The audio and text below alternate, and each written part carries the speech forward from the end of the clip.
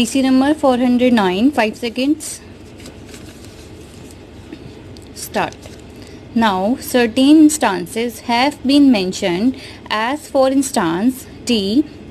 As you know, sir, before independence, the tea industry was practically in the hands of Europeans. You cannot call it a monopoly because a large number of companies were owning the tea gardens.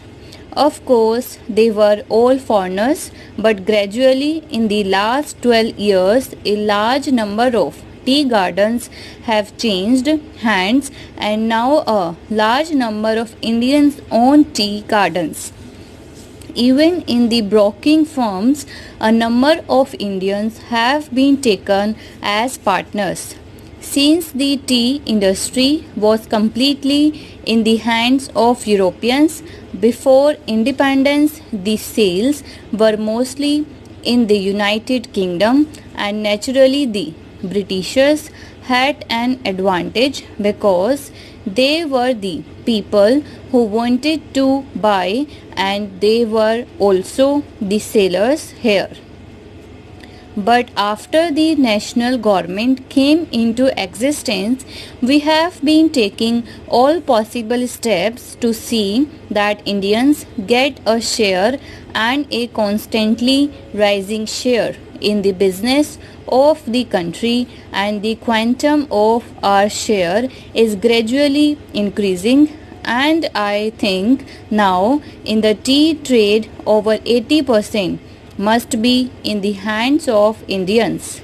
There are some very good tea gardens with them, and as a matter of fact, in the matter of quality, they are in no way inferior to the foreigners. Therefore, so far as the government policy is concerned, I do not think there is anything that can be said against it, but you cannot stop the communist members from accusing the government, because that is what they will do, whether it is right or wrong. That is their monopoly, and you cannot prevent them. In fact, the policy of the government in the matter of labor legislation and other measures has been to see that the industrialists and the big businessmen do not exploit this situation, and that the labor get a fair deal. Their wages are increased, bonus is given properly, they have a living wage, a fair wage, and so on.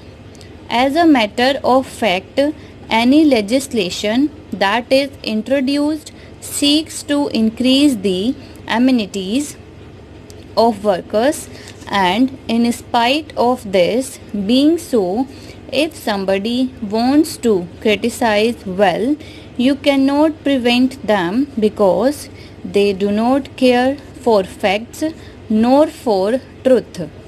This resolution has no meaning, because there are no monopolist concerns, and there is no question of any occupy being held. Certain statements were made about the loss of foreign exchange and profit in the sales of tea. So long as the tea business was the monopoly of the Britishers, I have no doubt that that was happening, but with the vigilance now exercised by the government, they are gradually being stopped, and I do not think that we can make that charge now.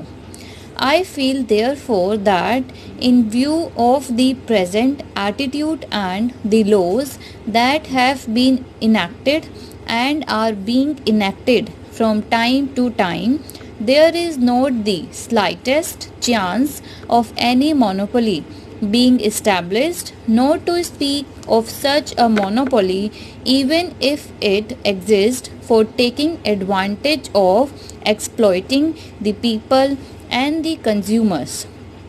Therefore, sir, I oppose this resolution. Mr. Deputy Chairman, sir, it was very kind of Dr. Singh to have brought forward this resolution which gives ample opportunity to the government to clarify the various misgivings on this important question.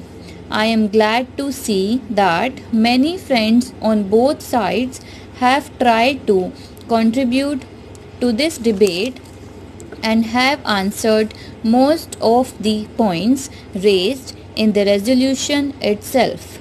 Sir, if we see the economic history of the world in the last 2 centuries, it is the advent of industrial revolution which really placed in the hands of man such vast powers of construction that were not known to mankind before. The development of science and technology made all the physical, human, and organizational barriers non existent, making it increasingly possible for an individual or a group of individuals, for a large number of persons, to produce through their own efforts and efforts of others much more than what a normal human being can do. We see today that within a short span of 200 years, man's mind has devised powerhouses, nuclear fuel, and other things where hardly a dozen may control the generation of 2 million of parts.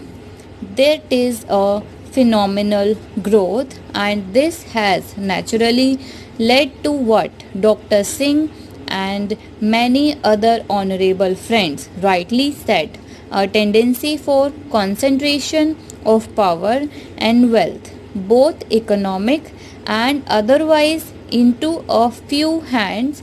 Therefore, in the early part of the 19th century, we did see in different countries in the world a growth of a system of society where some big houses and combination of houses started to grow with a large amount of economic power not commensurate either with their number or the social status.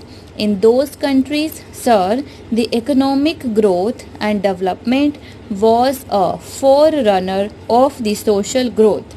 We were fortunate that we had a party in this country